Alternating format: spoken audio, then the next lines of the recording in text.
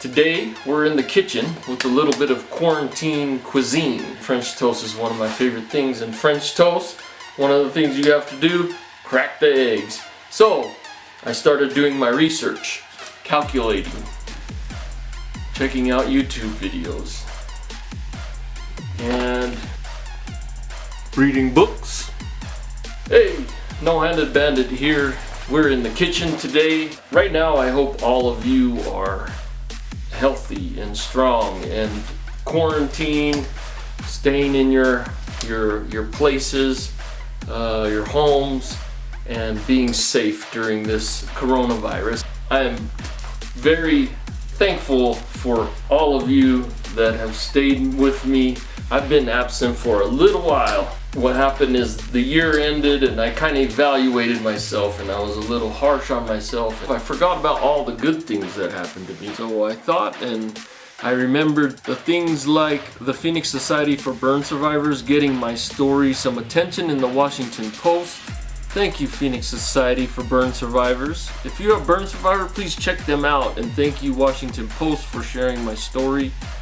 The Phoenix Society for Burn Survivors puts on a conference every year called the World Burn Congress. In that conference, there is a drawing for prizes, and my name was drawn for a GoPro. The only catch is I had to be in the room when my name was drawn, and I wasn't. But the next name that was drawn was a young man named Walker, and he was so nice that he offered to give me the GoPro that he won. However, the story doesn't end, because I was informed an anonymous donor had offered to send me that one, and here it is, the GoPro 8. I'm so grateful for it.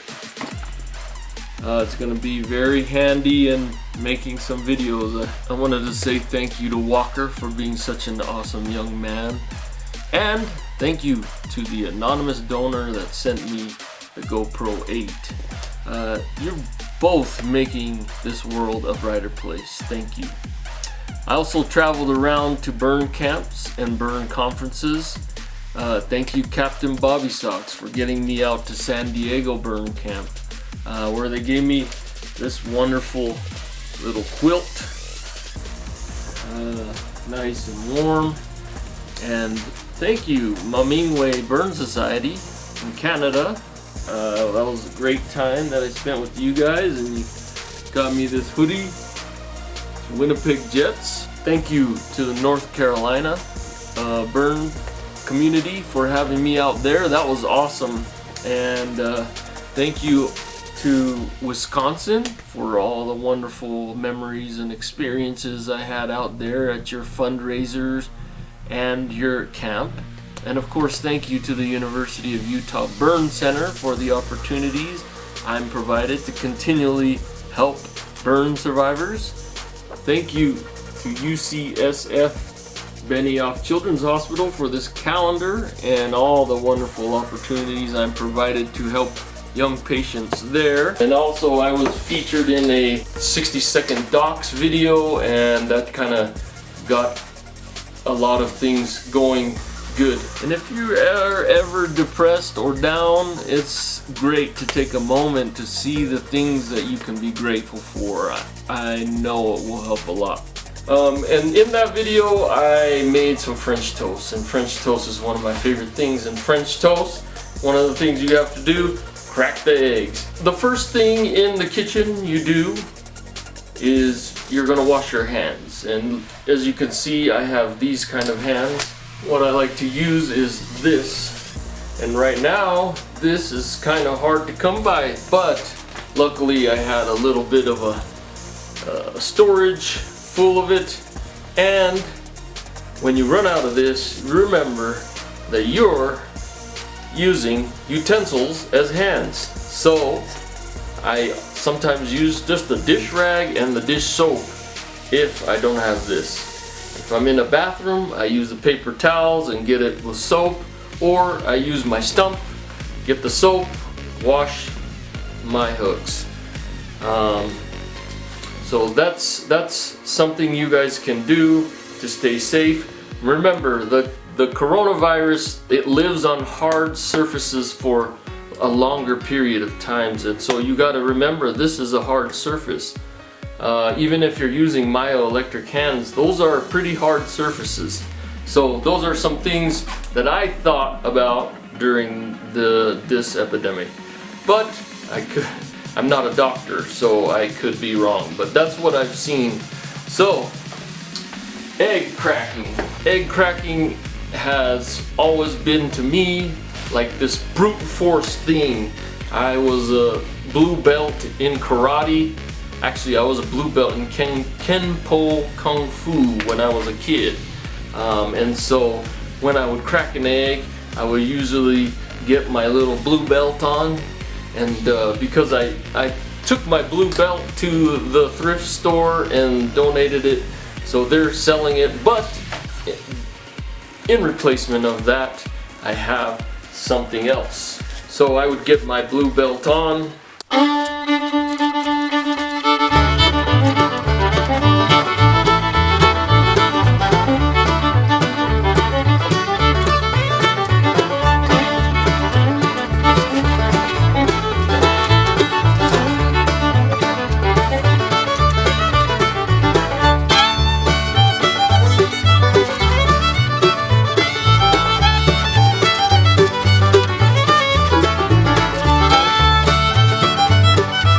Six and a half hours later.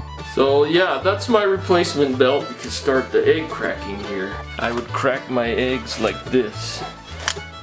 Now I would pick them up, and because I have 4 rubber bands, I can let go of the tension and it's not gonna break.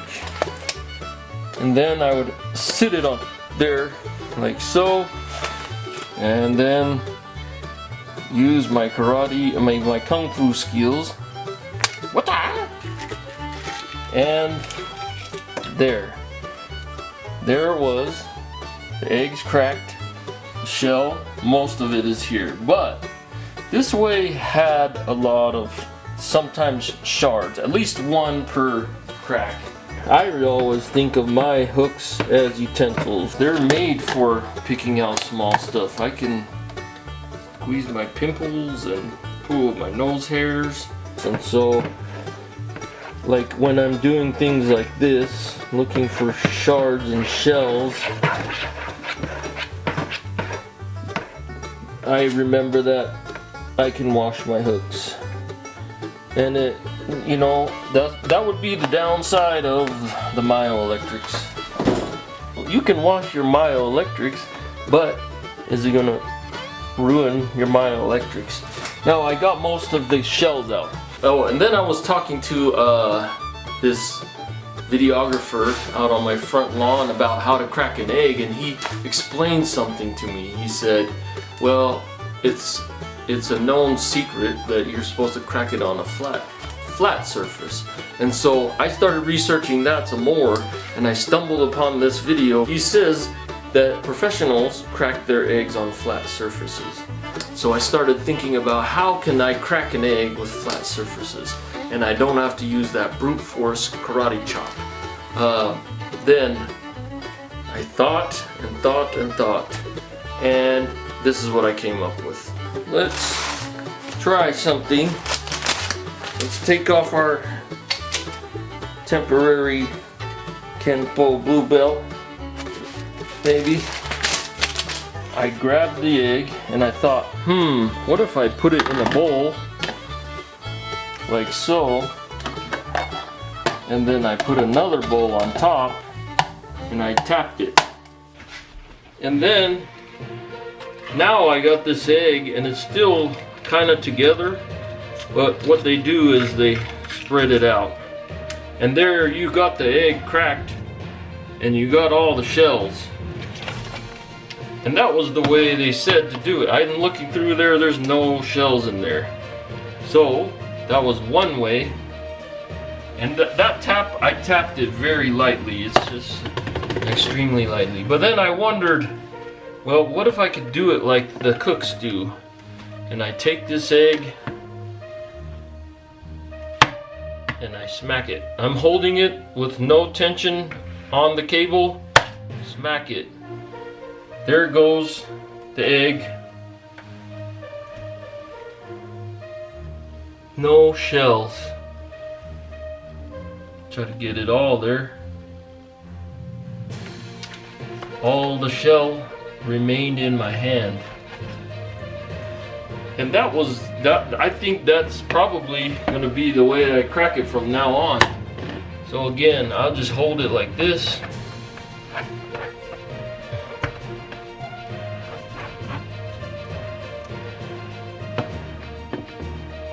And I take off all the tension. I'm holding the egg.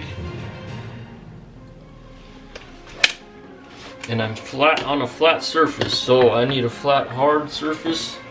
Holding.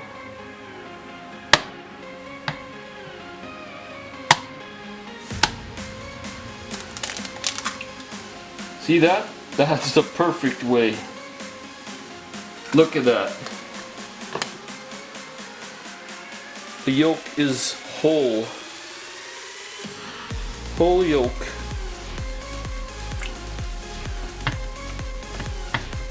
Do another one. Just this is holding.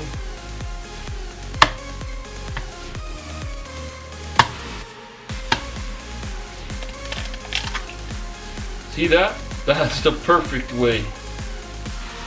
Look at that. The yolk is whole. Whole yolk. Alright, so let's try this bowl method again.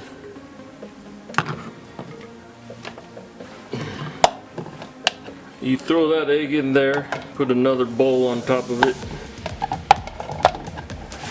and then just give it a tap. It's really light, just enough to crack it. And there it splits, and then you're gonna push your hook through, grab one end. That's just like in the movies, man. Just like in the movies. Okay, flat surface in the bowl. Let tension off. I got 4 rubber bands. And that gets the egg cracked. Oops. Experimentation will often get some drops and also some shells. This is the other method I thought of. Again, we're trying the just holding it. So I release tension on the hook, and then I hold the egg so that that it can hit the bottom of the bowl. Release tension, hit.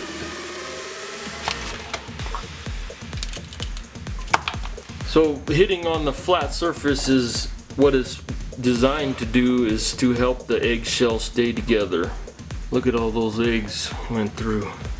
And that's how you figure out things, is practice. So I had a lot of practice there. So this is the bowl method. I'm gonna do a little tap. It cracks.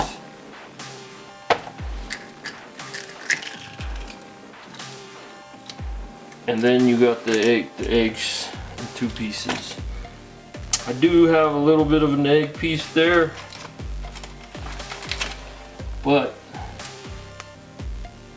I'm gonna dump this egg. Okay, those are a couple ways to crack some eggs. I know you've seen a lot of, there's a lot of people out there, and the eggs, you can crack them a lot of ways, but those are a couple ways that I came up with, besides hiya karate chop. Until next time, thanks for watching. Subscribe if you haven't. Hit the notification bell, and we'll see you next time. Stay safe, wash your hands, isolate, stay 6 feet away from everybody. If they come at you, just pinch them. Threaten to pinch them. Threaten to pinch them and say, this is for St. Patrick's Day. Anyways, peace, enjoy.